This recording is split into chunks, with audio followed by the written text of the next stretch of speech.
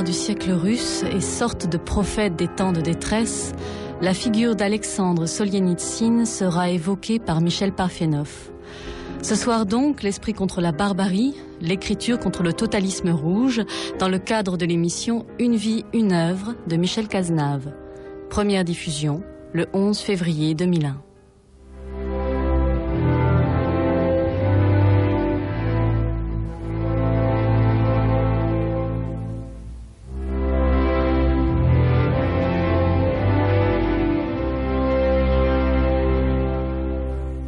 Une vie, une œuvre, Alexandre Solzhenitsyn ou le souffle de l'esprit.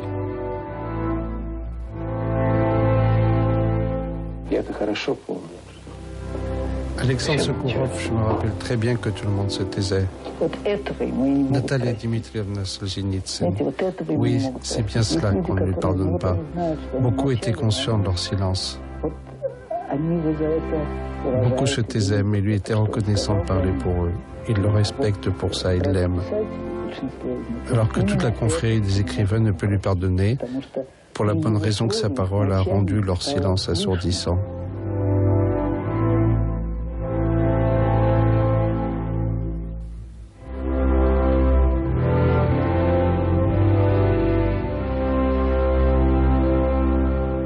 Alexandre Isaïevitch n'a jamais connu son père, mort d'un accident de chasse quelques mois avant sa naissance en 1918 à Kislovodsk dans le Caucase. Ses parents sont issus d'une lignée de paysans aisés et quand sa mère a déménagé à Rostov-sur-le-Don, elle n'a pu trouver qu'un emploi subalterne de sténodactylo en raison de ses origines sociales. En décembre 2000, j'ai tenu à aller à Rostov-sur-le-Don, à 1500 km de Moscou, une ville méridionale à la croisée des flux du Caucase, d'Ukraine et des steppes d'Asie centrale. Ici, on s'est mis en quatre pour m'aider à retrouver les lieux liés à Solzhenitsyn, son école, son université. Et je n'ai pas eu droit à ce sourire condescendant des moscovites quand j'évoquais le nom de l'écrivain. Le soir, avant de repartir, la visite de cette petite masure empisée en pleine ville est poignante. Solzhenitsyn a toujours dit qu'il avait eu une enfance de pauvre, mais qui n'a pas essayé de se mouvoir dans l'espace qui leur était imparti à sa mère et lui, dans cette minuscule maison sans aucun confort, sans eau et le reste à l'avenant, ne peut se rendre compte d'où il vient. Dans de telles conditions de vie, on fait tout pour s'en sortir. On ne devient pas seulement un bon élève, mais un excellent élève. Brillant étudiant de mathématiques et de physique, jeune communiste, passionné de littérature, de football et de théâtre, il se marie en 1941. Il a son premier poste de professeur, mais part aussitôt à la guerre. Impossible de devenir un grand écrivain russe sans avoir été au front, dit-il à sa première femme. Une absence qui va durer 15 ans, mais cela, il ne peut encore le savoir.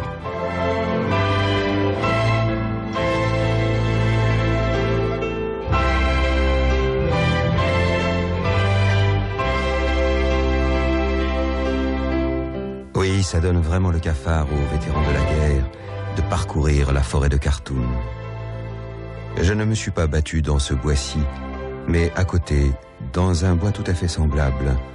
Je vais d'un abri à l'autre, je revois tout comme ça devait être. Et soudain, en sortant d'un des abris, je trébuche sur un vieux seau abandonné là depuis 18 ans et qui déjà, il y a 18 ans, avait fait son temps. Il était sûrement plus bon à grand-chose pendant le premier hiver de la guerre. Sans doute quelques bidas prévoyants l'avaient-ils ramassé dans un village incendié. Il en avait qu'à bosser les parois près du fond pour lui donner une forme d'entonnoir et l'emboîter dans le petit poêle en fer. Il servait d'embouchure au tuyau. Ici même, dans cet abri, 90 jours d'affilée, ou peut-être 150, tout le temps que le front fut immobilisé, le vieux seau évacua la fumée. En un rien de temps, il était brûlant. On s'y réchauffait les mains, on pouvait y allumer une cigarette, et on faisait dorer le pain, tout contre lui. Que de fumée a passé à travers ce vieux seau, que de pensées inexprimées, que de lettres non écrites ont été rêvées par des hommes qui, peut-être, sont déjà morts depuis longtemps. Et puis, un matin, par un soleil guilleret, on changea le dispositif. L'abri fut abandonné. Le commandant houspillait son détachement. « Allons, oust !» L'ordonnance démonta le poêle, l'introduisit à grand-peine dans une voiture avec les éléments du tuyau, mais le vieux sot ne trouva pas sa place. « Laisse tomber !» cria l'adjudant. « T'en trouveras un autre. » Je me penche sur lui. Mes souvenirs affluent. Mes amis, mes camarades de combat, hommes purs, ceux-là même qui nous faisaient vivre, nos espoirs, et même l'amitié des intéressés qui nous liait, tout est parti en fumée. Et le vieux sot, rouillé, oublié, n'aura plus jamais à servir.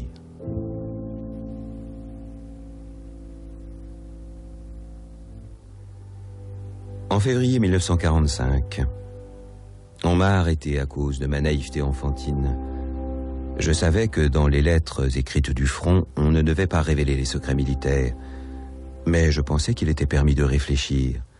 Dans les lettres que, depuis le début, j'écrivais à un ami, je m'exprimais ouvertement, même sur Staline, quoique sans le nommer. Nous n'écrivions pas carrément dans chaque lettre Staline et Lénine, mais le caïd et Vovka.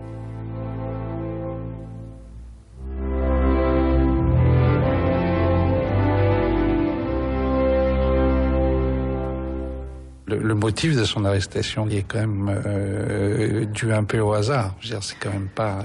C'est à la différence de Chalamov, qui lui était un militant, un vrai militant. Je veux dire, ce qui arrive à Solzhenitsyn, c'est quelque chose d'assez.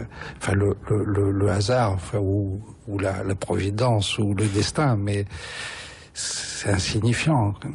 D'une certaine manière, oui, cette correspondance qui est saisie et dans laquelle on trouve des allusions assez transparentes à Staline, mais c'était une époque où on allait en camp pour moins que ça. Louber Jorgensen. C'est sûr que là, probablement, son destin a été modifié par cette arrestation un petit peu précipitée, disons.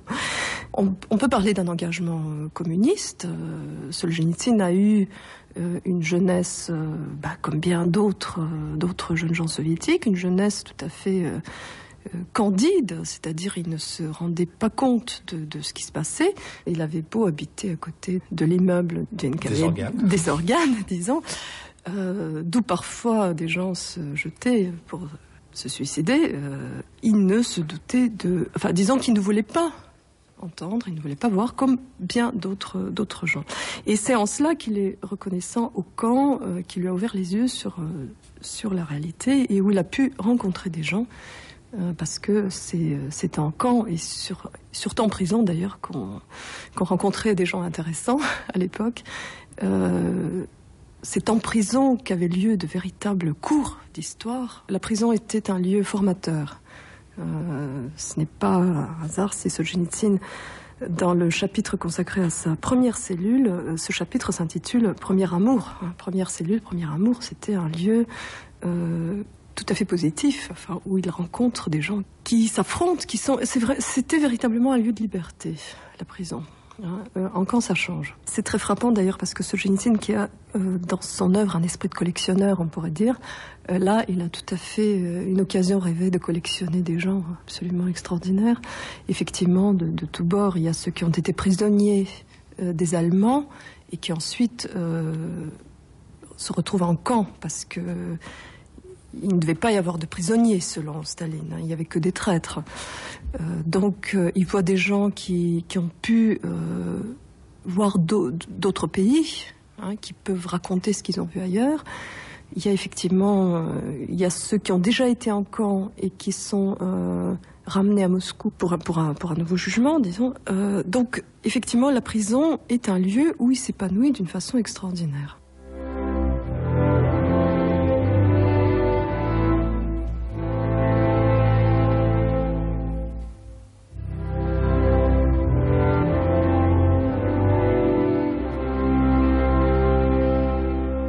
Condamné à 8 ans de redressement par le travail, après qu'on ait brûlé tous ses carnets, sa prétention à être écrivain, dans les poêles de la prison de la Loubianka, Solzhenitsyn travaille d'abord sur un chantier dans Moscou, ensuite dans une briqueterie, 450 grammes de pain par jour, avant d'intégrer, grâce aux mathématiques, la Charachka de Marfino, un laboratoire prison dans la périphérie de Moscou spécialisé dans l'acoustique, donc dans les écoutes clandestines.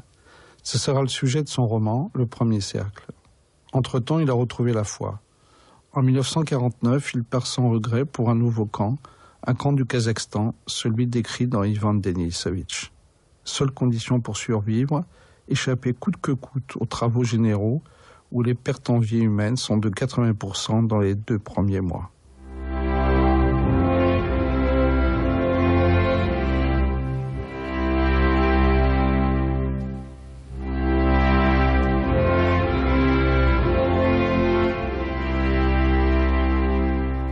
Et alors, ce qui est tout à fait extraordinaire, c'est que ce lieu de survie, celui qui permet, où on mange à sa faim, qui permet de résister physiquement, il va y renoncer volontairement et il va presque demander son départ en camp parce qu'il se rend compte que très vite on va lui demander des concessions qui sont insupportables. Et donc il accepte, c'est un départ accepté. Le zec met les mains dans le dos et, en colonne par 4, tout en sachant qu'un écart d'un seul pas à droite ou à gauche déclenchera automatiquement un coup de feu de l'escorte, entouré de chiens et de gardiens, il s'en va jusqu'au wagon. Le zec prend place dans le wagon, qui est alors accroché derrière le fourgon postal. Où les emmène-t-on? On ne leur dit pas.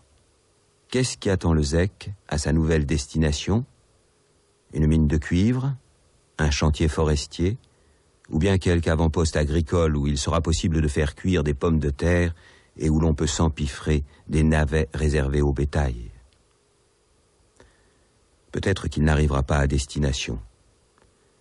Dans un fourgon à bestiaux, il peut mourir de dysenterie ou de faim, car on va les traîner pendant 6 jours sans pain. Ou bien peut-être que le gardien de l'escorte le battra à coups de marteau parce que quelqu'un aura tenté de s'évader. Ou bien, au terme du voyage, parce que le wagon n'est pas chauffé, peut-être qu'ils déchargeront comme des bûches les corps gelés des zecs. Une fois arrivé dans un vrai camp, il va se repérer dans cette réalité concentrationnaire par rapport à l'œuvre qui l'attend. Et au lieu de continuer à profiter de sa formation intellectuelle, il décide d'apprendre un métier. Et il apprend le métier de maçon. Parce que c'est un métier qui demande une très grande concentration et qui laisse la tête libre. Et la tête libre, il en a besoin parce qu'il commence à écrire à ce moment-là. Si on lit Une journée d'Ivan Denisovitch, on se rend compte que c'est un livre en grande partie autobiographique, mais pour comprendre ce que vivait réellement Solzhenitsyn, il faut imaginer un Ivan Denisovitch qui, tout en posant les briques, écrit un poème dans sa tête. Alors pourquoi un poème? On est un petit peu étonné connaissant l'œuvre de prose de Solzhenitsyn, parce qu'au départ, il a l'impression, puisqu'il ne dispose pas de crayon ni de papier, ou du moins pas, de façon tout à fait épisodique, il a l'impression que les rimes vont lui permettre de mémoriser le texte. Et alors, Solzhenitsyn découvre les capacités au sens propre et au sens figuré, absolument prodigieuses de la mémoire humaine, qui peut stocker des centaines, des milliers de vers. Il débarrasse sa mémoire de tout ce qui pourrait l'encombrer, et il y range, comme dans un tiroir, des strates de texte. Il était arrivé jusqu'à 8000 vers. Ce qui l'a aidé dans cette mémorisation, c'était un chapelet que des Lituaniens croyants lui avaient fabriqué, qui correspondait à un certain nombre de vers. Donc il y avait, je crois, une centaine de petites boules qui se terminaient par un petit carré et qui lui permettaient donc de rythmer cette récitation mentale. En camp, tous les objets de ce genre étaient fabriqués à partir de pain. Donc c'était du pain mâché. Alors c'est le pain qui se transforme en texte. Ça me paraît très, très symbolique de l'œuvre de Solzhenitsyn.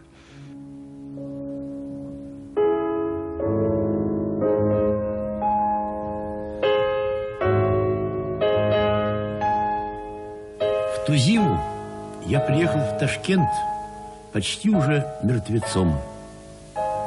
Я так и приехал сюда умирать. А меня вернули пожить еще. Это был месяц Месяц и еще месяц. Cet hiver-là, j'arrivais à Tachkent presque mort. Oui, je venais là pour mourir. Mais on me renvoya à la vie, pour un bout de temps encore. Cela dura 1 mois, puis un 2e, puis un 3e encore. Le printemps si limpide de Tachkent défila dans nos fenêtres, entra dans l'été. Partout éclata une verdure de rue, et il faisait tout à fait chaud lorsque je fis mes premières sorties, à pas mal assuré.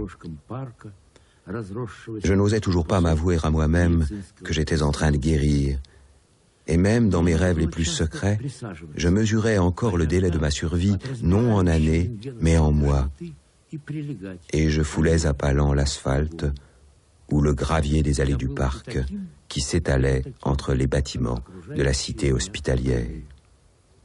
Souvent, je devais m'asseoir un peu, et même de temps à autre, une violente nausée me forçait à m'allonger sur un banc, la tête renversée en arrière.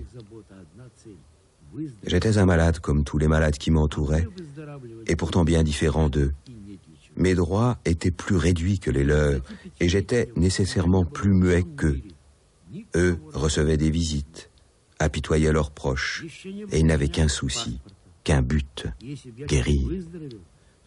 Mais moi, quelle raison avais-je de guérir? J'avais 35 ans, et en ce printemps, aucun être au monde qui me fût proche. Je n'avais à cette époque-là toujours pas de passeport intérieur, et ma guérison m'eût contraint à abandonner cette verdure et ce pays opulent pour retourner à mon désert, au lieu de ma relégation à perpétuité. Sous la tutelle des autorités, avec obligation de me présenter tous les 15 jours à ces mêmes autorités qui étaient restées si longtemps inflexibles avant de m'envoyer, mourant, à l'hôpital.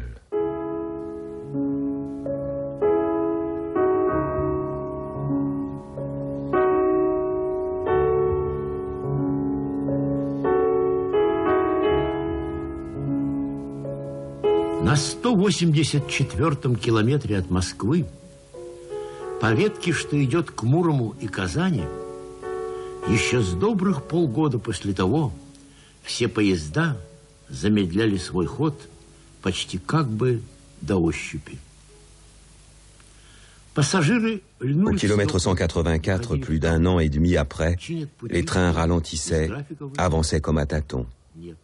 Les voyageurs collaient le nez à la vitre, envahissaient les soufflets. Qu'est-ce qui se passe? On répare la voie? On n'a pas respecté l'horaire? Mais non. Passé la section, le train reprenait de la vitesse. Les voyageurs regagnaient leur place. Seuls les mécaniciens savaient, se rappelaient la raison de tout ça. Et moi. L'été 53, je revenais d'un désert brûlant et poussiéreux au Jugé, en Russie tout bonnement. Pas un coin où l'on m'attendit, m'appela. Je m'étais attardé une petite dizaine d'années. Alors, ce que je voulais, c'était simplement les régions du centre, point de chaleur, et le feuillage mugissant des forêts. Je voulais m'enfoncer et me perdre dans les entrailles même de la Russie, s'il en est.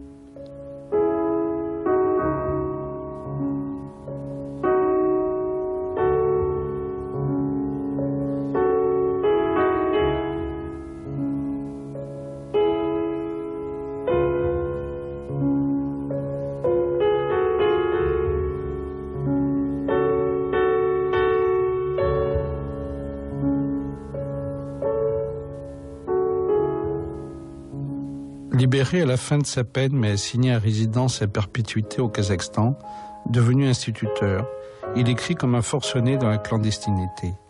Il a une rechute d'un premier cancer, mais à peine guéri, à la mort de Staline en 1953, il est définitivement libéré. Réhabilité, il revient en Russie.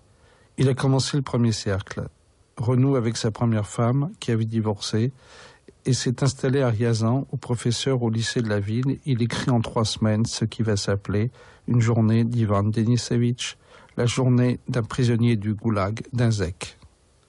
Ce n'est qu'après le 22e congrès du Parti communiste de l'URSS, qui accentue la dénonciation du stalinisme, que Solzhenitsyn se décide à montrer le manuscrit et, événement extraordinaire, grâce à une autorisation spéciale de Khrouchtchev, la prestigieuse revue Novi Mir le publie en 1962. Un séisme avant tout chez les communistes du monde entier.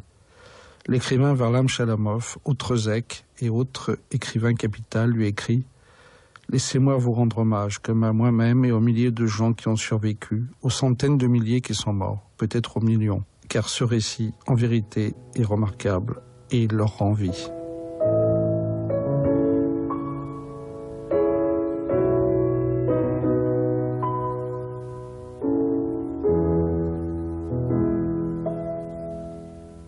Pierre Daix, vous êtes écrivain, vous êtes essayiste, vous avez été longtemps rédacteur en chef des Lettres françaises, vous avez été déporté, et une des choses qui a été essentielle, je crois, dans votre évolution politique, ça a été un jour la découverte de Ivan Denisovitch. C'est exact. La découverte d'une journée d'Ivan Denisovitch a été pour moi quelque chose de décisif.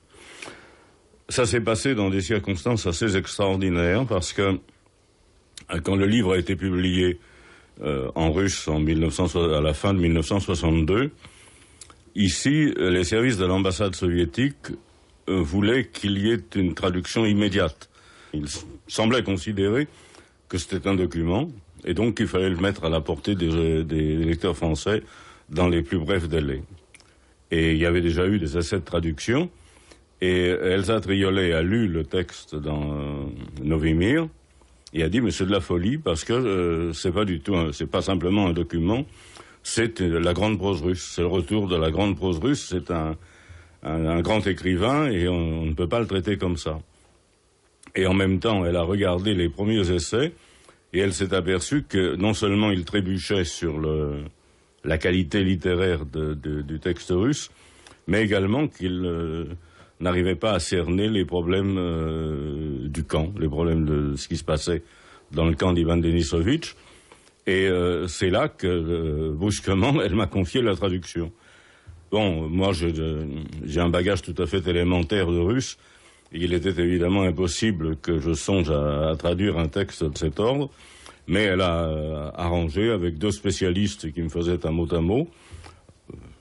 Mon sens, c'est un sens minimal du russe, mais surtout, je crois que ce qui a joué, c'est que je me suis trouvé d'emblée dans un terrain connu, parce que le camp où vit Ivan Denisovitch fonctionne par beaucoup de côtés, exactement comme le camp de Mauthausen où j'ai été déporté.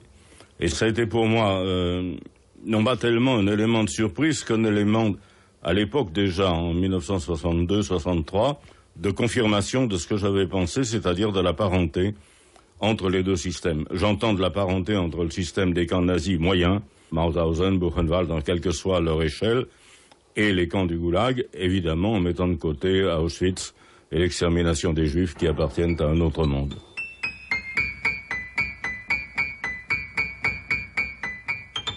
В 5 часов утра, как всегда, пробило подъем. Молотком об рельс у штабного барака. Перерывистый звон слабо прошел сквозь стекла, намерзшие в 2 пальца, и скоро затих. Холодно было, и надзирателю неохота была долго рукой махать. 5 heures du matin. Comme tous les jours sonne le réveil, à coups de marteau sur le bout de rail qui pend près du baraquement de l'état-major. Les coups saccadés ont du mal à traverser les vitres et les 2 doigts de givre dont elles sont recouvertes, et bientôt, ça cesse. Il fait froid. Le gardien n'a aucune envie de sonner longtemps. Le son s'éteint. Dehors, tout est resté comme lorsque Choukov s'est levé en pleine nuit pour aller aux chiottes. C'est noir, tout noir, avec 3 lanternes jaunes qui donnent dans la fenêtre, 2 sur la zone de surveillance, 1 sur l'intérieur du camp. Ils ne viennent toujours pas ouvrir la baraque, et on n'entend pas les hommes de corvée enlever la tinette et l'emporter avec leurs barres de bois. Jamais Choukov ne dort après l'heure, toujours il se lève au signal, Avant le rassemblement, on a une bonne heure et demie de temps à soi dont on peut disposer sans rien devoir à l'administration. Or, celui qui connaît la vie des camps trouve toujours moyen de se faire des petits suppléments. Transformer une vieille doublure en housse pour les mitaines. Aller chercher les bottes de feutre bien sèches d'un type riche de la brigade et les porter jusqu'à son chalit pour qu'il n'ait pas à danser pieds nus autour du tas de bottes en vrac. Faire un tour au magasin, où il pourrait arriver qu'on ait besoin de quelqu'un pour donner un coup de balai, pour faire une commission, ou bien encore aller ramasser les gamelles sur les tables du réfectoire et les déposer en pile à la plonge. Là aussi, on reçoit un petit quelque chose à manger. Mais ce n'est pas les amateurs qui manquent. On s'y bouscule. Et puis surtout, s'il reste un rogaton dans une gamelle, on n'y tient plus, on se met à la lécher. Et Choukov a retenu une fois pour toutes les paroles de Kouziomine, son premier chef de la brigade, un vieux de la vieille celui-là, qui était déjà en train de tirer sa 12e année de camp en 43 et qui avait dit alors à ceux qu'on lui amenait du front, cela se passait près d'un feu, dans une clairière. Ici, les gars, la loi, c'est la taïga. Mais même ici, on vit. Ceux qui ne font pas de vieux os au camp, c'est les lèches-gamelles. C'est ceux qui comptent sur l'infirmerie. C'est ceux qui vont frapper à la porte du grand patron. Pour ce qui était du grand patron, il en remettait un peu Kouziomine, parce qu'enfin, ceux-là, ils s'en tirent toujours. Seulement, c'est au prix du sang des autres. Tous les jours donc, Choukov se lève dès qu'on sonne le réveil. Mais pas aujourd'hui. Déjà hier soir, il était mal fichu, comme des frissons, on dirait des courbatures. Il n'a pas pu se dégeler pendant la nuit. Dans son sommeil, à des moments, il se voyait dégringoler. À d'autres, il se requinquait un peu. Si le matin pouvait ne pas venir. Mais le matin est venu comme il se doit. Et qu'est-ce qui pourrait le ravigoter? Les fenêtres sont couvertes de glace, et tout le long du baraquement, un sacré baraquement, à la jointure de la paroi et du plafond, comme une blanche petite toile d'araignée, du givre. Choukov ne se lève pas.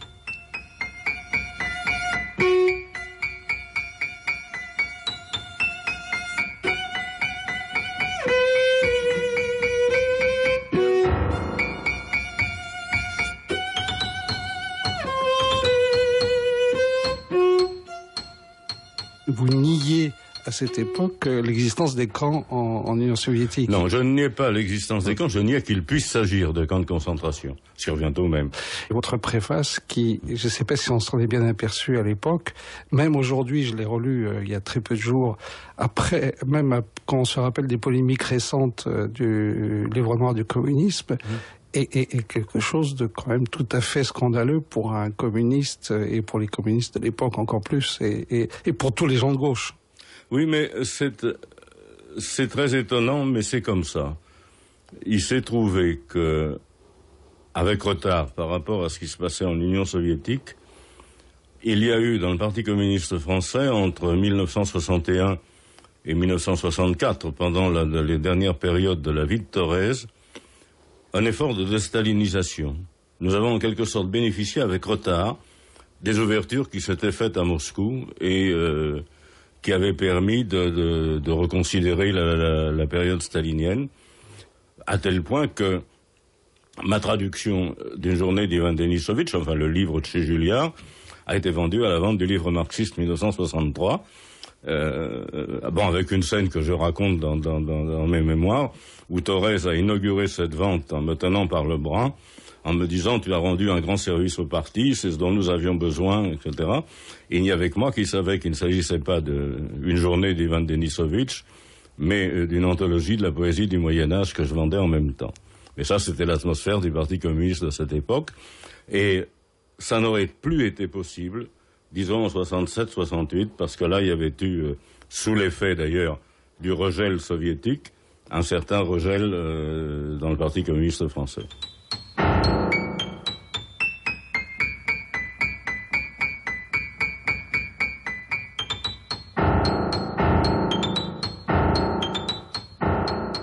Après La maison de Maturin, Zacharie Lescarcelle en 1966, l'année de la condamnation des écrivains Siniewski et Daniel, est sa dernière œuvre autorisée par la censure, aggravée par l'arrivée au pouvoir de Léonid Brejnev. Commencent les années de plomb. Il n'a été un écrivain autorisé que 4 ans. Écrivain titanesque, redoutable publiciste, il mène de front l'écriture de l'archipel du Goulag avec l'aide de 200 rescapés des camps. De la Roue Rouge, fresque romanesque de la Russie pré-révolutionnaire, de ses mémoires, Le Chêne et le Veau, de libelles et de pamphlets ravageurs. Interdit dans les bibliothèques, rayé de la profession en 1969, le pavillon des cancéreux est définitivement refusé, mais épaulé par une jeune mathématicienne rencontrée en 1968. Une magnifique histoire d'amour, Natalia Dmitrievna Svetlova, qui va devenir sa nouvelle épouse. Et pour la naissance des enfants, les uns après les autres, quand la terre vous brûlait sous les pieds, quand c'était le plus effrayant. Natalia Dmitrievna Solzhenitsyn. C'est pas une question de courage. On nous étouffait comment répondre. Il n'y avait qu'une façon de répondre, je pense. Plus on a d'enfants, mieux c'est. Pas en manifestant avec des pancartes.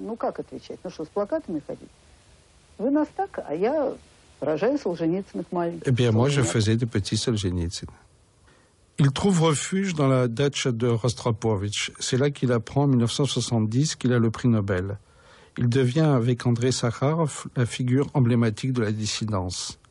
Pour les désigner dans les cuisines, où on se réunit parce que l'écoute des micros y serait plus difficile, on montre la salière, sol, sel, en russe pour Solzhenitsyn, et le sucrier, sakhar, sucre, en russe pour Sakharov. Août 14 est publié en russe à Paris avec son aval.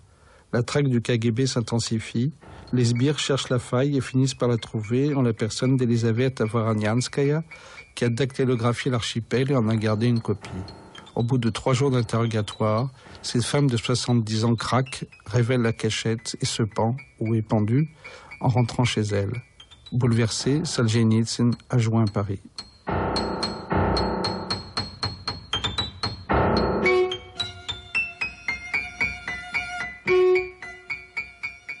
Nikita Struve, nous nous trouvons dans la première maison d'édition de l'immigration russe et la dernière, malheureusement la dernière, c'est un endroit prestigieux où ont été publiés des grands auteurs, Berdiaev, des gens plus récents comme Nina Berberova et bien un peu plus tard Akhmatova, Tsvetaeva et aussi Solzhenitsyn.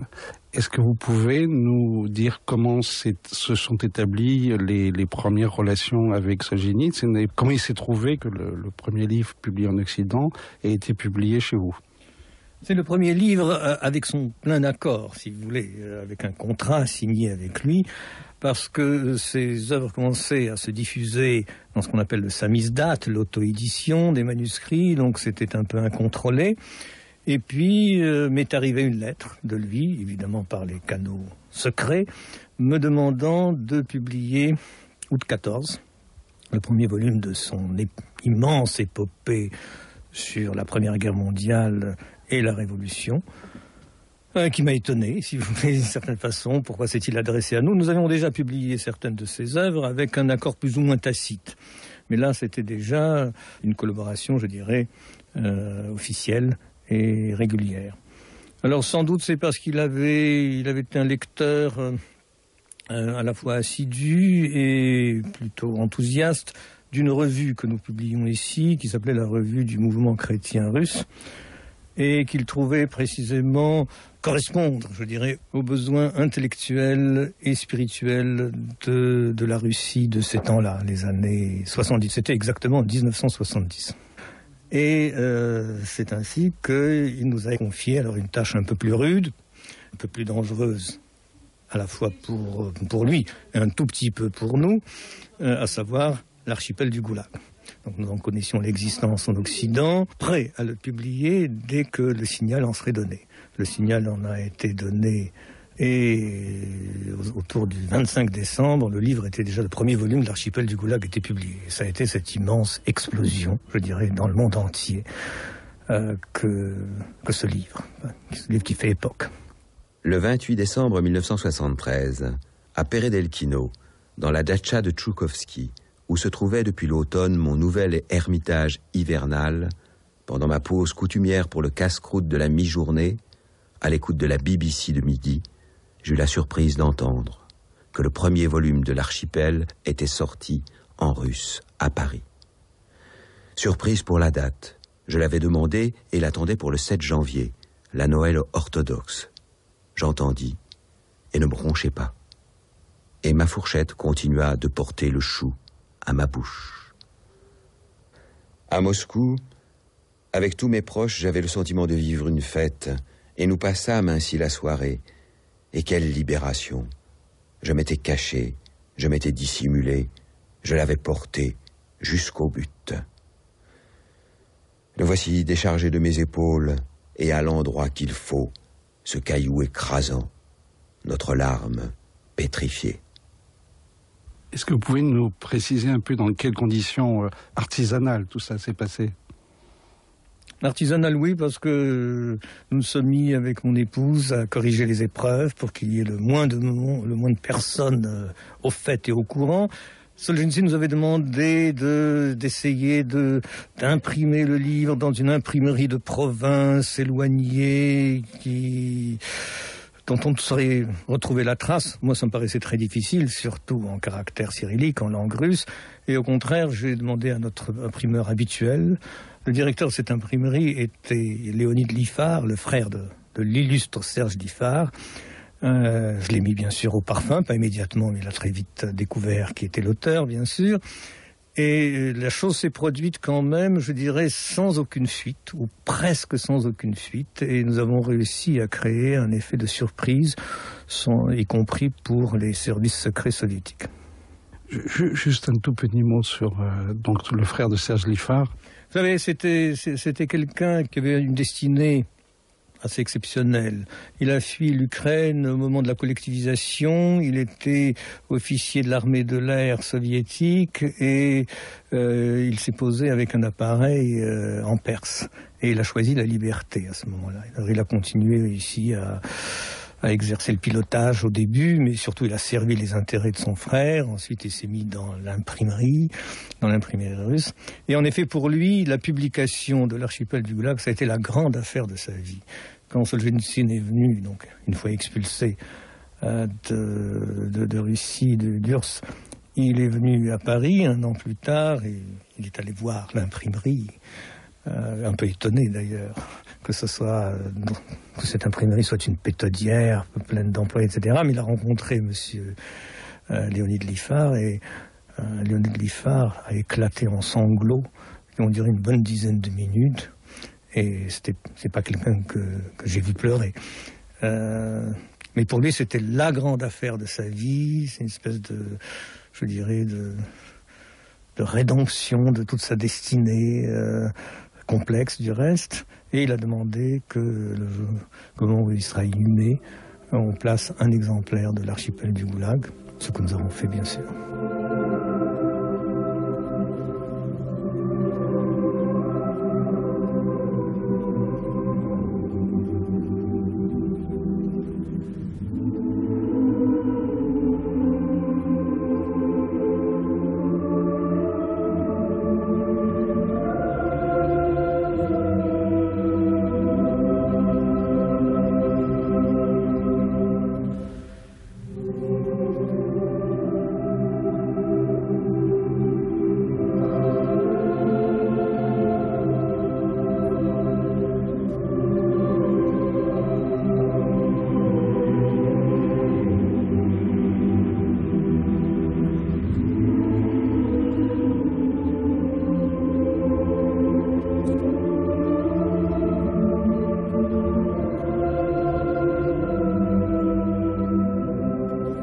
Nicole Zand, vous étiez correspondante du Monde en 74.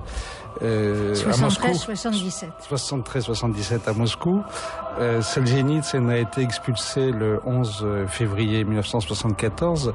Quelle était l'atmosphère dans cette période où vous étiez à Moscou? Comment vous Nous étions arrivés 4 mois avant, juste au moment de la guerre de Kippour, le même jour, donc en septembre de l'année d'avant. Et entre septembre et février, on savait que Solzhenitsyn était en mauvaise passe, mais c'était quand même assez inconnu. Quand nous sommes arrivés, il y avait d'ailleurs eu, juste avant, une interview qui a passé dans Le Monde de Solzhenitsyn, qu'il avait accepté sans être vraiment interrogé par le journaliste qui l'avait interrogé. Parce qu'il n'acceptait à l'époque que les interviews par question envoyées. Et on ne parlait pas, à ma connaissance, jusqu'à ce moment-là, de ce qui s'était passé avec le manuscrit, du suicide de la secrétaire qui avait tapé le manuscrit du Goulag. Je ne sais pas si à Leningrad c'était davantage connu, mais à Moscou, à ma connaissance, on en a parlé que plus tard. Le souvenir que j'ai aussi, on m'avait dit que c'était le jour de l'expulsion coïncidait avec la mort de Pouchkine.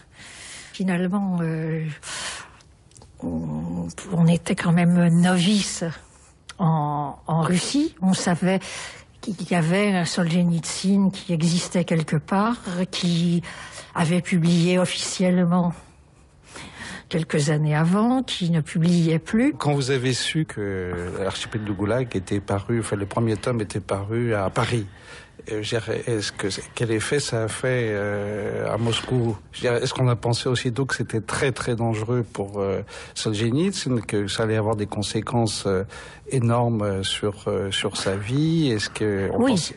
On savait qu'il était menacé, qu'il était surveillé, qu'il ne sortait pas, mais pas davantage. Ensuite, il y a eu aussi, ce qui a été frappant, ça a été sa première apparition, je pense, enfin, une des premières à la télévision occidentale, lorsqu'il a déçu la gauche française. Parce que on s'est aperçu en Occident qu'il n'était pas un progressiste. On pouvait être dissident et de ne pas être progressiste, au contraire. Je pense que ça a été difficile à faire comprendre et que ça a duré pas mal de temps ici, et que pendant longtemps, on s'est dit que finalement, Solzhenitsyn n'était pas quelqu'un de si recommandable. Enfin, dans la gauche. Et comme la droite ne s'y intéressait pas tellement, donc... Nikita Struve, sur les photos de l'arrivée de Solzhenitsyn en Occident, quand il est expulsé en 1974, vous étiez là. Est-ce que vous pouvez parler un peu de vos relations avec Solzhenitsyn, comment tout ça a commencé? Écoutez, il m'a téléphoné de Francfort, où il avait atterri, où on l'avait fait atterrir. Je dis, est-ce que je viens vous voir là-bas? Non, écoutez, venez à Zurich, ça ne sert à rien, puisque je ne reste pas à Francfort, et j'étais dans la foule qui l'attendait à Zurich. Alors ça, c'était, je dirais, un jour de gloire. Pour Solzhenitsyn, je dirais pour nous tous, parce que le train était décoré, le public dans la gare extrêmement nombreux, extrêmement fervent. Tout le monde était tellement content de voir qu'il avait échappé, si vous voulez, à un sort plus rude. Qui aurait pu être, il était tout près, qui aurait pu être de nouveau un exil en Sibérie ou une mort plus ou moins programmée. Parce que maintenant, on le sait, il y a eu des tentatives d'assassinat par piqûre. J'étais à ce moment-là, je correspondais avec lui. C'était, si je me trompe, en 71 ou 72. Il me dit, je ne sais pas, j'ai une maladie terrible, mais je ne comprends pas à quoi elle correspond. C'était une espèce de démangeaison dans tout le corps, personne n'arrive à me soigner. Mais depuis, on le sait avec document à l'appui, que quand il s'est rendu à Rostov-sur-le-Don, il a été piqué par quelqu'un sans qu'il s'en aperçoive vraiment. Maintenant, c'est tout à fait avéré. Et donc, lui ne l'avait pas soupçonné. Il croyait de nouveau à une maladie qui s'attaquait à lui. J'ai des lettres de lui qui me le racontent. Et ensuite, si vous voulez, des relations extrêmement simples, de sa part de grande confiance. se sont établis. Ça s'est fait de soi. Je me souviens, il s'est isolé quelques instants. C'était très fatigant. Il y avait les journalistes en grand nombre. Tout le monde voulait des interviews. On le photographiait de partout. Et il s'est allongé et il m'a dit « Je vois le jour où je rentrerai en Russie ». On me dit « Ça va peut-être pas très bien, hein, il est peut-être un peu fatigué ». Mais depuis, c'est curieux parce que je me souviens des intonations de sa voix, etc. Il a rajouté, vous aussi un jour, vous direz en Russie, parce que je n'y étais jamais allé moi-même. Et cette fois, cette confiance en son retour en Russie ne s'est jamais démentie, bien que l'exil ait duré 25 ans. Mais ça, il n'a jamais douté de son retour. Moi, j'en ai douté à certains moments parce qu'il commençait à vieillir. Je me disais, est-ce qu'il aura le temps? Son problème était de trouver un endroit où il puisse travailler. Vous avez essayé pendant un certain temps de le faire venir en France et de l'installer en France. Elle était charmée par la France. Il voulait s'installer partout. Enfin, il voulait le naturel de la campagne française. C'est là que j'aurais voulu vivre. J'ai pris quelques contacts avec les autorités pour voir, mais les autorités n'ont pas été très chaudes pour, disons, promouvoir son installation en France. Mais lui-même non plus, à la limite, nous étions dans le pré-mitterrandisme et la situation politique n'était pas très, très sûre. D'autre part, bien qu'il ait trouvé la France déserte, il voulait s'installer dans le Jura parce qu'il avait besoin d'un hiver un peu russe. On était à deux doigts de trouver quelque chose, d'ailleurs, dans le Jura, mais lui-même avait décidé qu'il fallait qu'il mette un peu plus de distance entre l'URSS et lui. D'autre part, avoir vraiment un endroit isolé, ce qu'il a eu dans le Vermont, parce qu'il sollicitait, vous savez, comme une star, il était beaucoup trop sollicité, or il voulait travailler. C'était la seule condition pour lui de bien vivre l'exil. Et je n'ai pas regretté, si vous voulez, que mon projet n'ait pas abouti.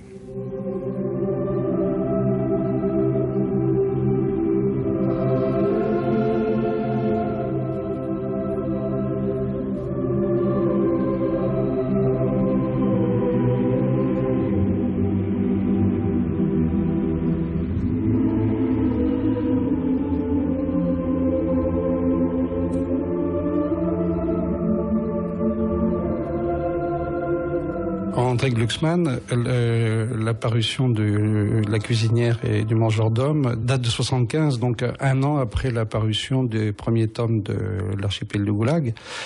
Qu'est-ce que c'était cette découverte de l'archipel du Goulag à cette époque-là, dans ce contexte-là, par rapport à tout ce qu'on savait sur les camps, et qu'est-ce qu'on savait sur le Goulag? On savait tout. Non, j'ai lu l'archipel du Goulag, le tome 1, en allemand, parce qu'il n'était pas encore paru en français. Et ce n'était pas du tout une information nouvelle. Tout le monde était au courant, et tous ceux qui voulaient étaient au courant.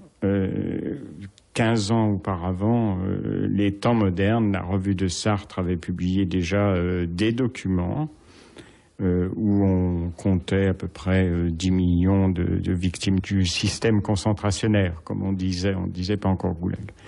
Et donc, au niveau des informations, il n'y avait strictement rien de neuf. Ce qu'il y a de neuf dans Solzhenitsyn, c'est un ton, et ce ton est un ton philosophique. Il consiste à dire « connais-toi toi-même ». Alors, c'est un ton philosophique, c'est évidemment aussi un ton de la grande littérature. Vous savez que Gogol disait que il fallait se regarder dans ses pièces comme dans un miroir. Eh bien, dans l'archipel du Goulag, il faut se regarder comme dans un miroir. Et c'est ce que fait lui-même Solzhenitsyn. Il le pratique à son propre déficit, car il scrute le stalinisme en lui-même avant de le dénoncer chez les autres. Et il rappelle que lui-même a conduit ses propres gardiens lorsqu'il a été arrêté sur le front et qu'il a été ramené sur Moscou. Il a conduit ses propres gardiens qui ne connaissaient pas Moscou et qui s'étaient perdus dans le métro. C'est lui qui les a guidés alors qu'il aurait très bien pu s'échapper. Donc il se considère comme responsable de sa propre détention. C'est évidemment la même histoire dans Ivan Denisovitch. Il construit sa propre prison.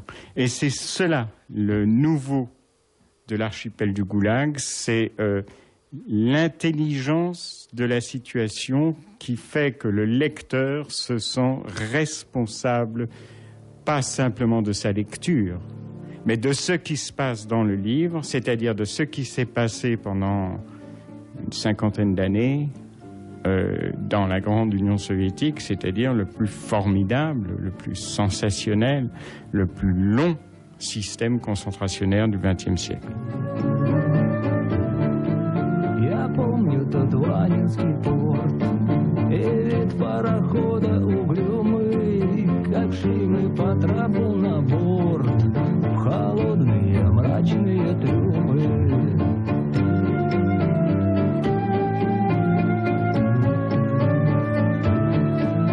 На море спускался туман, ревела стихия морская, вставал на пути Магадан, столица Колымского края.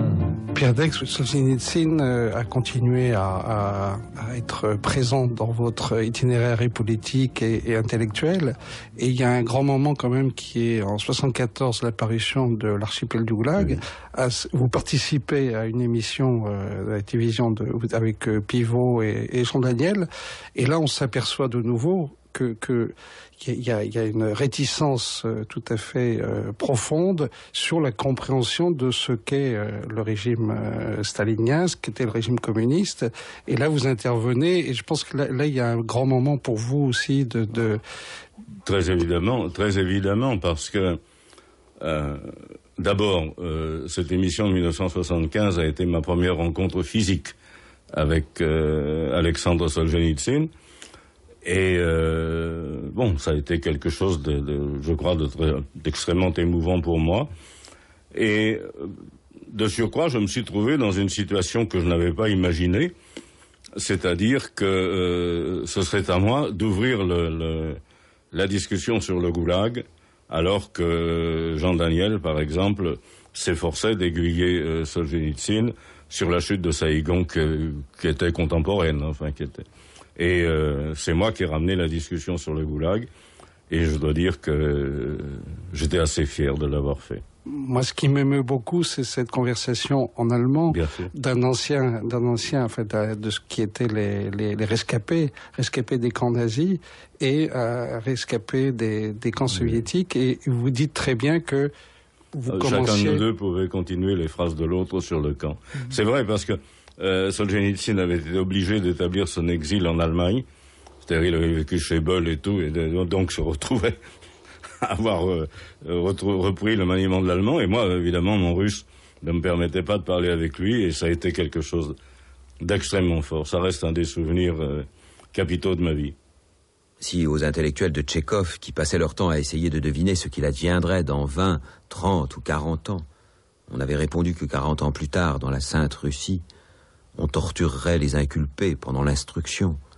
On leur comprimerait le crâne à l'aide d'un cercle de fer. On les plongerait dans les baignoires d'acide. On les attacherait nus pour les livrer en pâture aux fourmis et aux punaises. On leur enfoncerait dans l'anus une baguette de fusil chauffée à blanc sur un réchaud. On leur écraserait lentement les organes génitaux sous les semelles des bottes. Et en guise de traitement le plus bénin, on leur infligerait, pendant une semaine d'affilée, le supplice de l'insomnie et de la soif, tout en les battant, jusqu'à ce que leur chair ne soit plus qu'une bouillie sanglante. Aucune des pièces de Tchekhov ne serait arrivée jusqu'au dénouement, et tous les héros auraient pris le chemin de l'asile.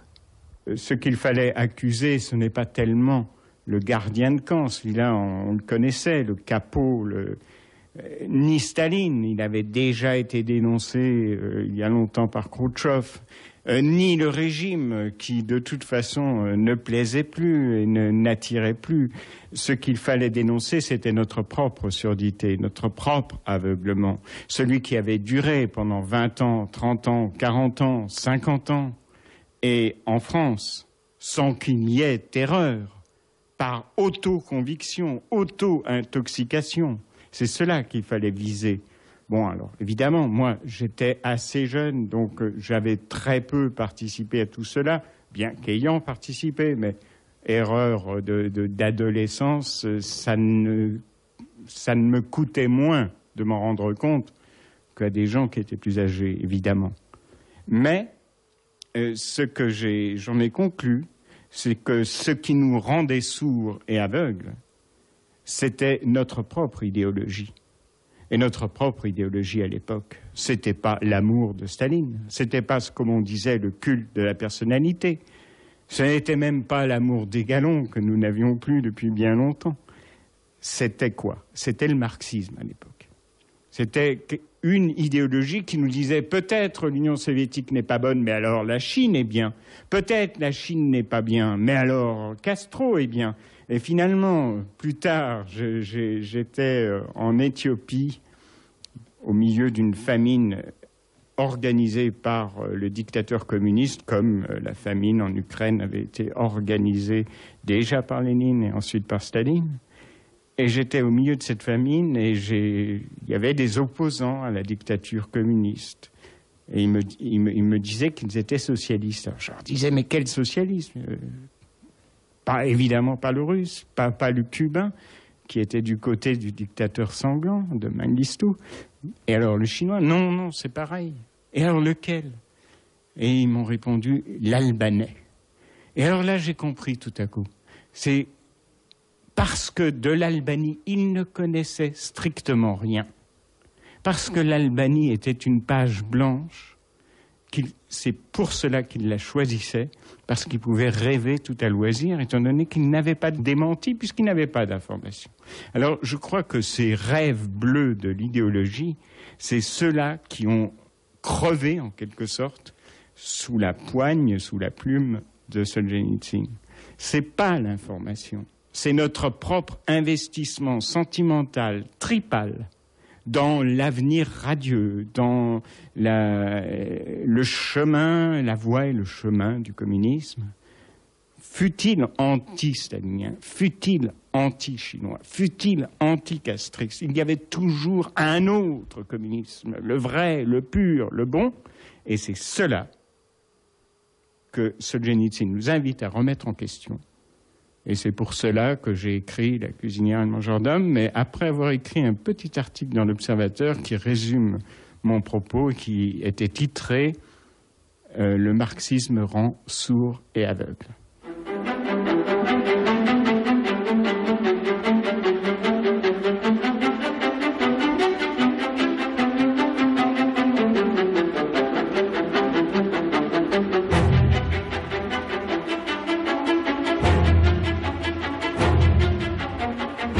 Sa femme, sa belle-mère et leurs 4 enfants ont reçu l'autorisation de le rejoindre en Occident et ils vont s'installer dans le Vermont, aux USA. Toute sa vie est organisée autour de son travail d'écrivain dans ce morceau de Russie au beau milieu de l'Amérique, presque une métaphore nabokovienne, où il se consacre à la roue rouge, sa magna opéra, sans oublier d'asséner quelques coups violents au régime soviétique.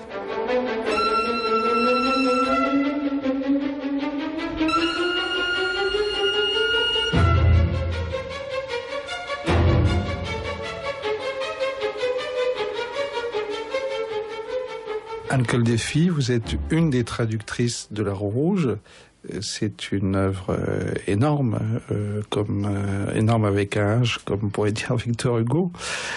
C'est une œuvre qui n'a peut-être pas eu la réception qu'elle aurait dû avoir. Est-ce que vous pouvez un peu nous donner une description de cette œuvre qui est très très volumineuse? Alors le côté massif, énorme, avec un H ou sans H de cette œuvre, vient du fait que Solzhenitsyn a voulu écrire, au fond, toute la préhistoire et toute l'histoire de la Révolution. Des 2 révolutions, au fond, février 17, qui met fin au tsarisme et qui instaure la République, et octobre 17, le coup d'État bolchevique. Et puis, il voulait aller beaucoup, beaucoup plus loin. Dans un premier temps, il voulait arriver après la Deuxième Guerre mondiale. Donc, il a un nombre de personnages très importants qu'on suit de chapitre en chapitre, depuis leur naissance quasiment jusqu'à avril 17, puisque finalement il n'ira pas plus loin. Il y a un nombre important de personnages historiques et il y a énormément de choses que j'appellerais des choses d'ambiance, d'atmosphère, des scènes de rue, des extraits de journaux de l'époque, des extraits de discours officiels de l'époque, des documents officiels, etc., etc. Ce qui fait effectivement une somme très très importante. Je crois malgré tout qu'on pouvait difficilement aborder une période comme celle-là avec toutes les conséquences qu'il y a eu pour la Russie, et pas seulement pour la Russie d'ailleurs, pour le XXe siècle tout entier, pour le monde entier, sans envisager quelque chose d'énorme, effectivement, de massif. Est-ce qu'on peut dire que c'est un roman historique? Solzhenitsyn raconte que l'idée lui en est venue déjà en 1936. On sent qu'il intervient, qu'il prend parti. Est-ce que vous pouvez nous en dire un peu plus sur cette façon de parler de l'histoire? Évidemment, on pense tout de suite à Tolstoï, et je crois que Solzhenitsyn y a pensé aussi. Jusque dans cette façon d'interrompre, en avril 17, c'est-à-dire avant la révolution d'octobre, en disant finalement tout était déjà joué en avril, à partir du moment où Lénine revient, donc c'est même pas la peine de continuer. C'est un petit peu ce qui s'est passé d'ailleurs pour Guerre et paix de Tolstoï, puisque au départ c'était quelque chose sur les décembristes, et finalement il ne parle que de ce qui a précédé les décembristes dans Guerre et paix, c'est-à-dire la guerre contre Napoléon. Alors je pense que de ce point de vue, oui, il y a un rapport.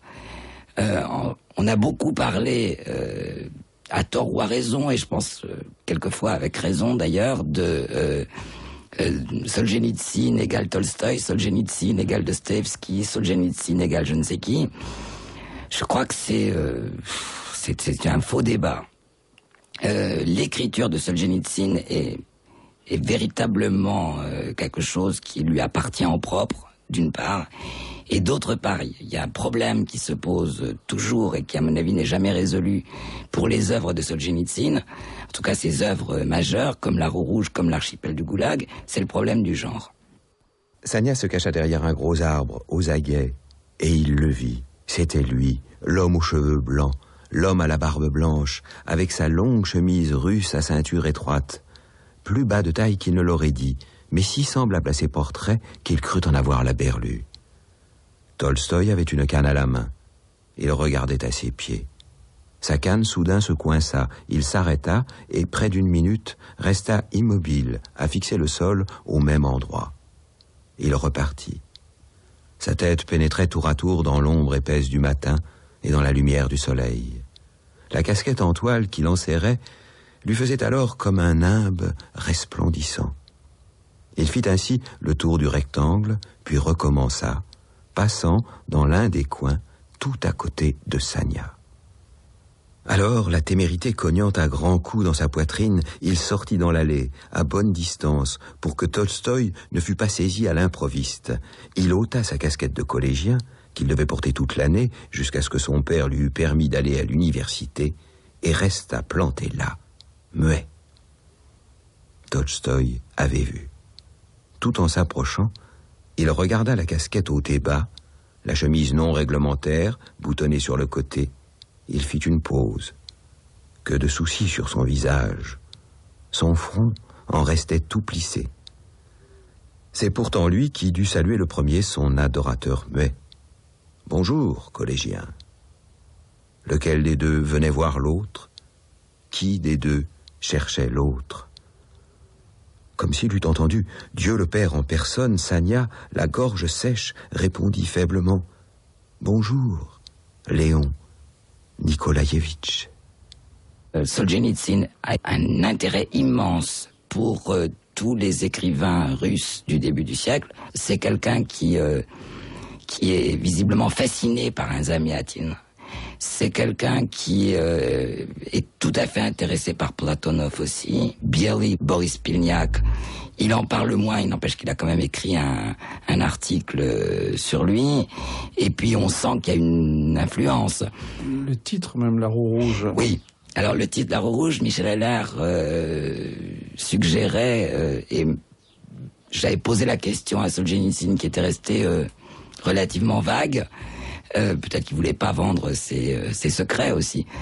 Parce que dans le conte de la lune non éteinte de Pilniak, l'œuvre qui lui a finalement, au bout du compte, coûté la vie pendant la période stalinienne, il est question de cette roue de l'histoire, de cette roue de feu, de cette roue rouge qui tourne, qui passe et qui écrase tout sur son passage. Et c'est vrai que on y pense, quoi. Alors, est-ce qu'il y a vraiment une allusion à ce récit de Pilniak, ou bien est-ce que ça s'est fait inconsciemment? Ça, je n'en sais rien, et à la limite, ça n'a pas beaucoup d'importance. Mais ce qui est clair, c'est que l'écriture de la roue rouge, c'est pas du Tolstoï, c'est pas du Dostoïevski, c'est une écriture, et je dirais pas non plus que c'est une écriture des années 20, parce que c'est une écriture inspirée des auteurs des années 20, c'est clair, mais c'est l'écriture de Solzhenitsyn. C'est-à-dire quelqu'un qui s'est replongé dans cette période, qui la reprend depuis le début et même avant, mais qui a 80 ans de plus, et qui a le savoir de toute la fin du XXe siècle en plus. Il y a une construction des personnages qui est vraiment intéressante, et il y a des personnages auxquels on s'attache. Je veux dire, on n'est jamais indifférent à ces personnages. C'est vrai qu'il y a des personnages pour lesquels j'ai une sympathie immense, et ça m'ennuie beaucoup que ça s'arrête en avril 17, parce que je me dis mince, mais ils sont suspendus comme ça en l'air, et finalement je sais pas trop ce qu'ils vont devenir. D'autres pour lesquels j'ai une antipathie au moins aussi forte. On s'y attache, mais véritablement, il y a une chair là-dedans qui est très importante. Il y a tous les personnages historiques, pour lesquels, moi en tout cas, je ne sais pas si c'est le cas des lecteurs ou des autres traducteurs, mais pour mes co-traducteurs, je sais que si. Les personnages historiques, c'est pareil.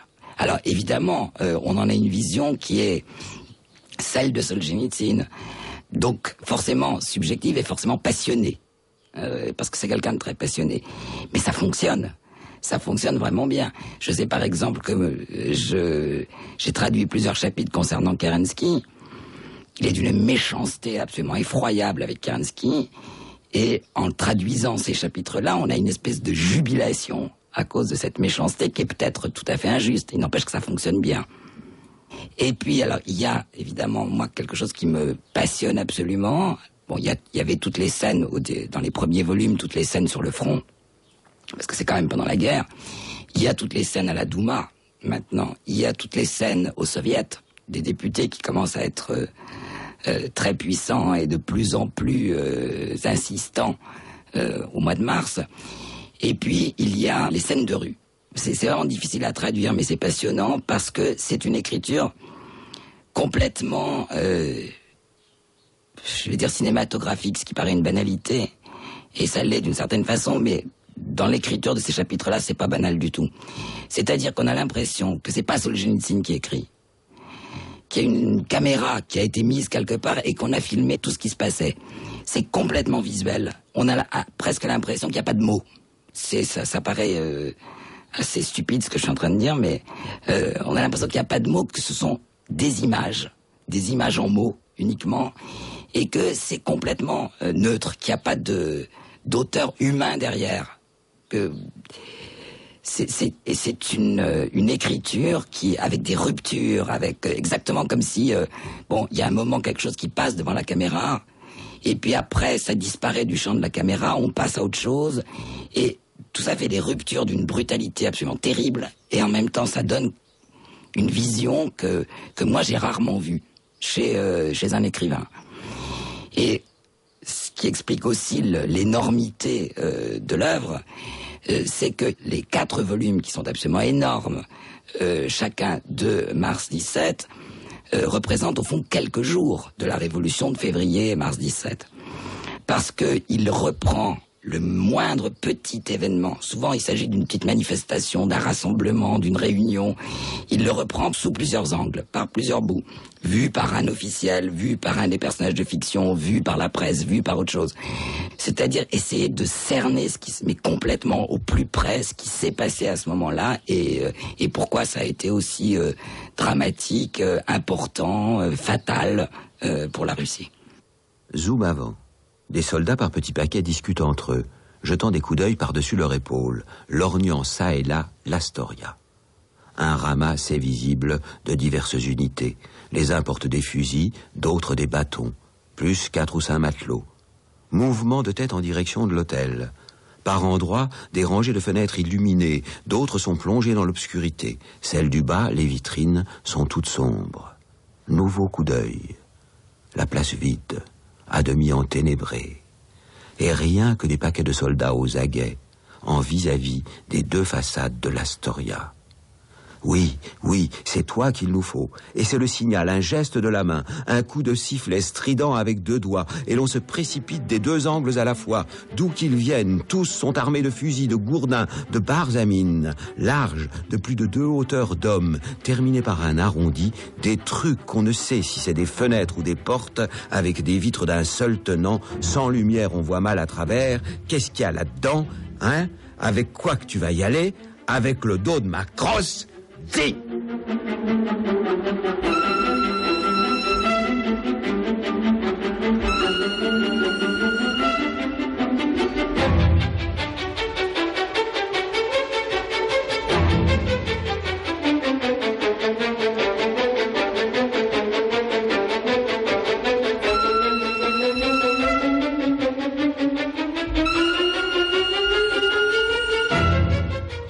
En pleine perestroïka, Solzhenitsyn pose comme condition à son retour la publication de l'archipel du Goulag, ce à quoi Gorbatchev n'arrive pas à se résoudre. Un jeune metteur en scène courageux de Leningrad, Lev Dodin, avait mis en scène des passages du premier cercle dès 1986. Non, on ne peut pas dire que c'était une vraie mise en scène. Je pense la faire un jour. C'est une grande œuvre, un grand roman.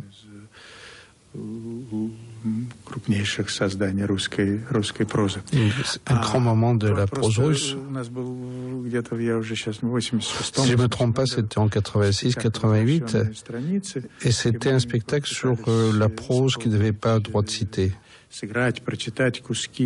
Donc on a joué des extraits, un gros morceau du premier cercle, la partie concernant Staline.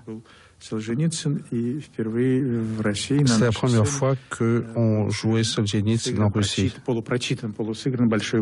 C'était un grand morceau qui était à moitié joué, à moitié lu. Et c'était la partie Staline du premier cercle. C'était Pavlov qui jouait d'une façon très intéressante. Ça fait toute une histoire, puisque Solzhenitsyn n'était pas publié encore. On a voulu l'interdire, on a confisqué les affiches, on a confisqué les programmes. On a répondu que de toute façon, on allait continuer à jouer. Vous n'avez qu'à venir interdire sur place. Voilà, c'était un morceau comme ça de biographie de notre théâtre. Nous avons reçu à cette occasion une aide d'Alexandre Solzhenitsyn du Vermont, ce qui était tout à fait agréable, et c'était un peu un événement.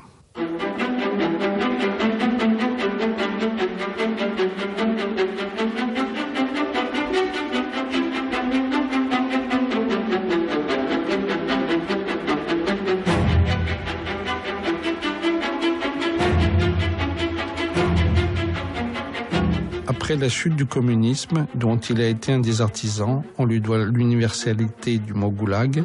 Il revient en Russie en 1994.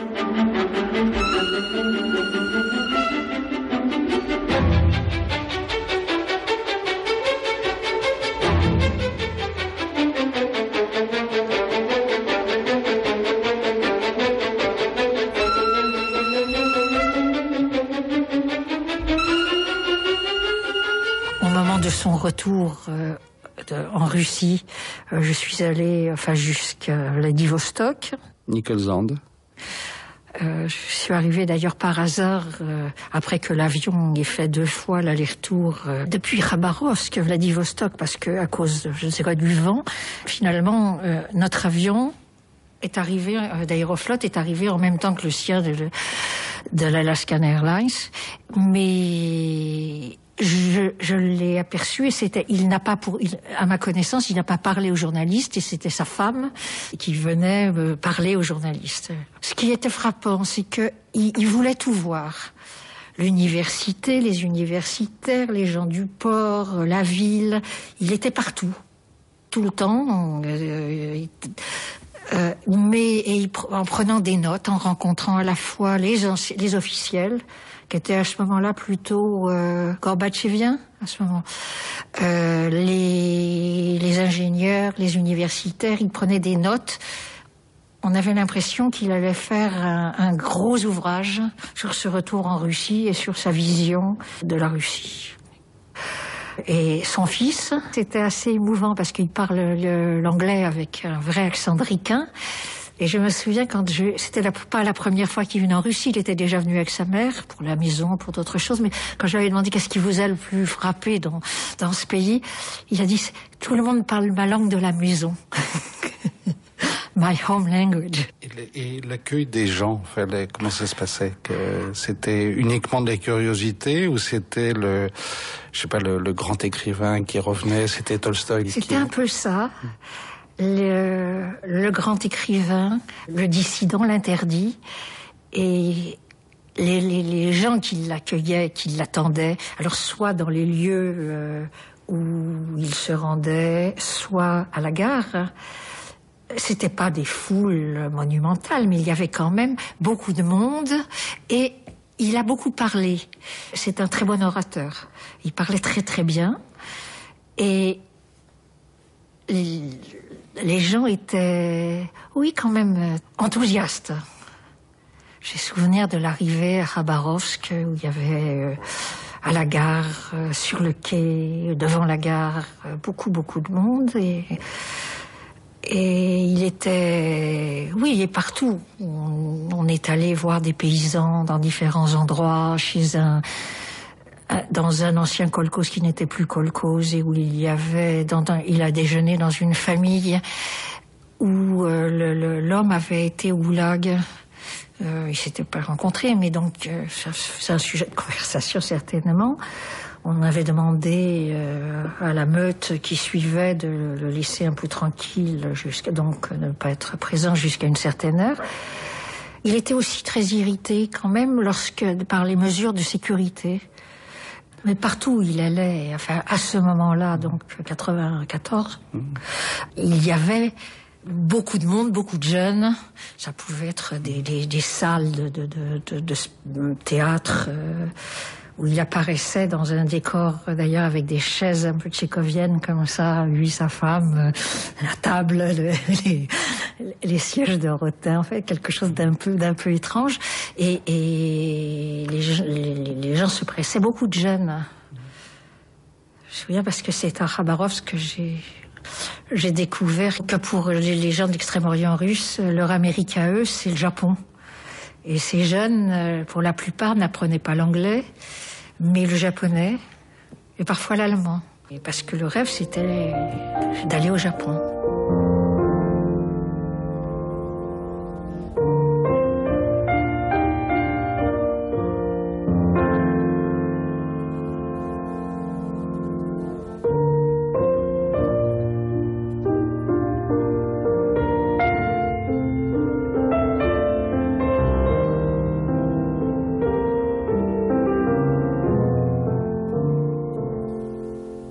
Depuis son retour, toutes ses œuvres interdites ont été publiées. Récemment ont paru la suite de ses mémoires, Le grain tombé entre deux meules, un violent pamphlet, La Russie sous l'avalanche, contre les oligarques, des récits de guerre, des notes critiques et des poèmes en prose. Le seul écrivain russe à avoir connu le début et la fin du communisme, dont l'œuvre soit inscrite au programme des écoles. Un écrivain respecté, un écrivain engagé qui dit « Une littérature qui ne joue pas son rôle d'oxygène pour la société contemporaine, qui n'ose pas transmettre sa douleur et son inquiétude à la société, la prévenir en temps utile des dangers moraux et sociaux qui la menacent, ne mérite même pas le nom de littérature, mais simplement de cosmétique. Mais surtout pas un maître à penser, André Glucksmann? Alors, je n'ai jamais considéré Solzhenitsyn comme un maître infaillible, comme un pape. Alors, ça ne me gêne pas de ne pas être d'accord avec lui. Au contraire, ça le rend humain. Qu'il soit faillible et que je sois faillible, c'est très bien tout ça. Aujourd'hui, sur la Tchétchénie, je ne suis absolument pas d'accord avec Solzhenitsyn, mais je me rappelle que c'est le seul qui ait dit combien les Tchétchènes étaient exceptionnels, ceux qui sont aujourd'hui martyrisés par l'armée russe de M. Poutine, combien ils sont exceptionnels, combien ils étaient le seul peuple qui, en tant que peuple, et pas seulement en tant que collection d'individus, en tant que collectivité, a résisté à l'intérieur du goulag. Et ce qu'il en dit est tellement émouvant, et d'autant plus émouvant que lui-même ne les apprécie pas en tant que peuple. C'est-à-dire qu'il est ukrainien, cosaque, russe, et qu'il trouve quand même que les Tchétchènes sont en quelque sorte un peu étrangers à ce qu'il est lui-même.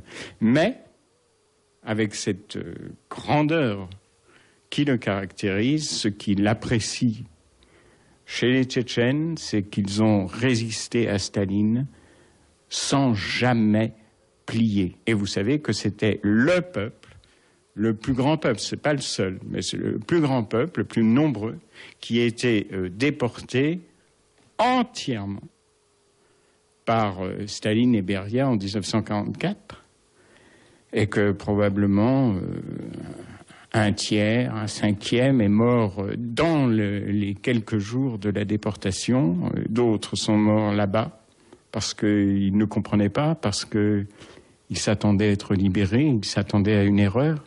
Mais ils ont résisté en tant que peuple, et ce sont les seuls. Et ça, Solzhenitsyn le note, et il est le seul à le noter.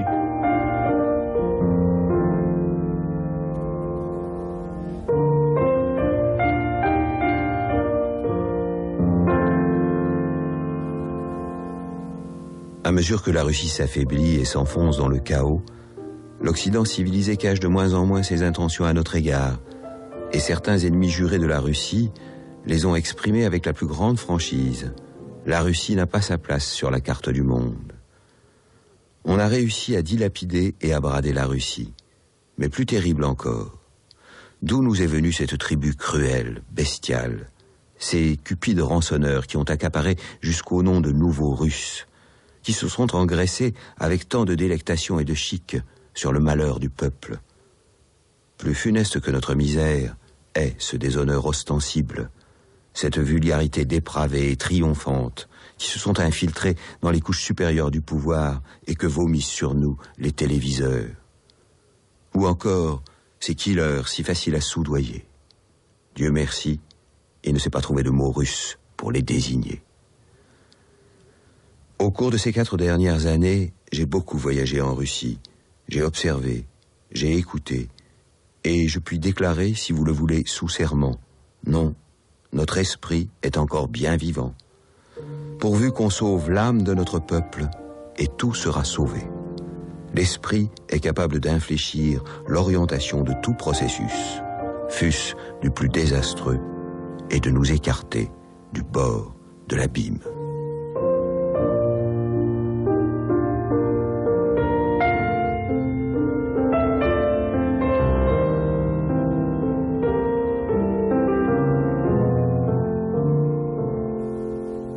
Nikita Struve, très souvent, enfin, les gens surtout qui l'ont pas lu, disent que c'est un écrivain archaïque, que c'est un écrivain de l'ancien temps, enfin tout ce genre de critiques. Bien sûr, par rapport à un certain modernisme, on peut dire que c'est un écrivain classique, mais il répond à cela que, vu ce qu'il avait à dire, ce qu'il avait à faire, cette espèce de passage par la totale annihilation de l'homme. Il fallait quand même, on ne pouvait pas se permettre de travailler dans le trop complexe. Il fallait s'adresser directement, il fallait redonner au lecteur une image de l'homme, lui redonner la confiance de l'homme. C'est au XXe siècle avec... c'est une catastrophe anthropologique terrible que les deux guerres, le nazisme et le communisme. Il n'y a pas eu pire. Et c'est ce qu'il dit d'ailleurs dans son récent discours, lorsqu'on lui a remis le prix de l'Académie des sciences morales et politiques. L'humanisme, c'est très beau, il avait de très belles intentions, mais comment en est-on arrivé au XXe siècle ? Alors, pour répondre, si vous voulez, au désespoir qui devrait nous frapper tous par rapport à ce qui s'est passé au XXe siècle, il fallait qu'il restitue une image valable, digne de l'homme. On ne pouvait pas le faire avec les moyens du modernisme. Mais néanmoins, ce qui est nouveau chez Solzhenitsyn, c'est cette étonnante énergie qui traverse toute son œuvre. Il a renouvelé la langue aussi, parce qu'il avait besoin, par exemple, pour faire passer cette énergie, il ne pouvait pas employer une langue un peu usée. Donc il renouvelle la langue, il renouvelle l'image de l'homme, où il la restitue, et il est le témoin de son époque, de son temps.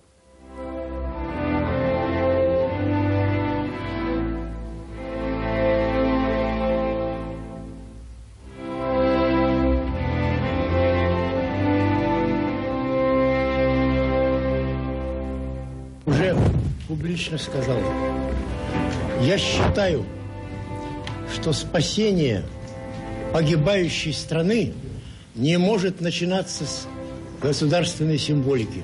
Je l'ai déjà dit, je l'ai déjà déclaré, que le salut d'un pays qui est en train de sombrer ne peut commencer par la restauration de la symbolique. Мужчинам, умирающим от безвыходности в цветущем возрасте, совершенно безразлично, чтобы над их головой звучал вообще какой-нибудь гимн.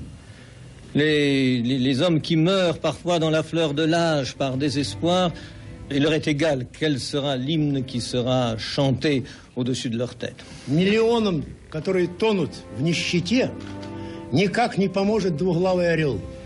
Des millions qui sont dans la misère ne seront pas aidés par l'aigle bicéphale. Я считаю, что этот гимн, весь этот вопрос о государственной символике поднят крайне неуместно, не нужно, и надо отложить его, по крайней мере, на 25 лет. Tout ce problème qui a été posé concernant la symbolique de l'État est tout à fait déplacé, et je pense qu'il faut le déplacer précisément d'au moins 25 ans.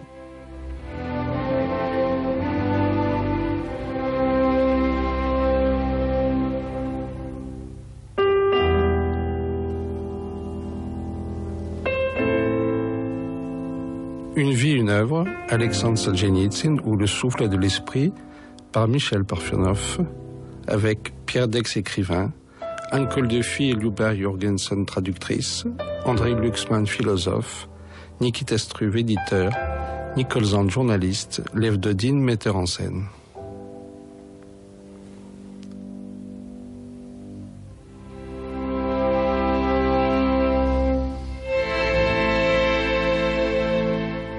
Texte extrait de Le Sceau, La maison de Mathurne, La main droite, L'archipel du Goulag, Une journée d'Ivan Denisovitch, Le chêne et le veau, La roue rouge, La Russie sous l'avalanche, lu par Marcel Besonnet.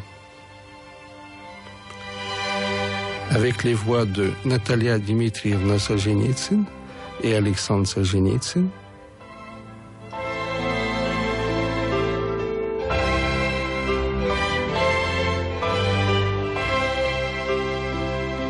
mixage Pierre Mine et Éric Villenfin. Réalisation Marie-France Nussbaum.